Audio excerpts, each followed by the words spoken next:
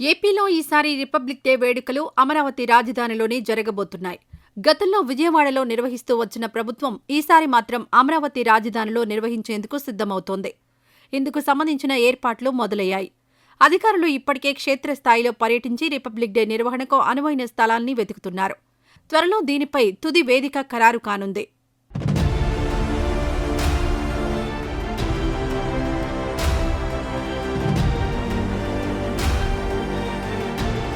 AP రాజధానిగా అమరావతి ఎంపికై 9 ఏళ్లు గడుస్తున్నా ఇప్పటివరకు ఒక్కసారి కూడా రాష్ట్రస్థాయి వేడుకల్ని ఇక్కడ నిర్వహించలేదు.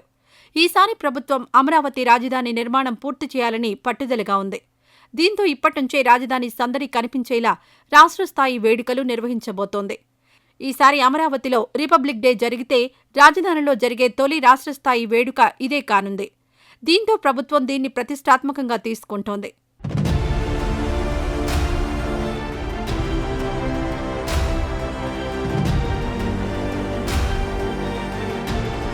అమరావతిలోని రాయపూడి సీడ్ యాక్సెస్ రోడ్డు పక్కన ఎమ్మెల్సీ, ఎమ్మెల్యే టవర్ల సమీపంలో ఎన్ఆర్టీ టవర్స్కు వెళ్లే మార్గంలో ఉన్న స్థలాన్ని ఈసారి రిపబ్లిక్ డే వేడుకల నిర్వహణకు పరిశీలిస్తున్నారు. ఈ నేపథ్యంలో సీఆర్డీఏ కమిషనర్ కాటంనేని భాస్కర్, గుంటూరు జిల్లా కలెక్టర్ ఎస్ నాగలక్ష్మి, సీఎంఓలో జీఏడీ అధికారి Suresh Kumar, ASP ATV Ravi, Thullur DSP Muralikrishna దీన్ని పరిశీలించారు. ఈ మేరకు వారు ప్రభుత్వానికి నివేదిక ఇవ్వనున్నారు. అనంతరం ప్రభుత్వం అధికారికంగా దీనిపై ప్రకటన చేయనుంది.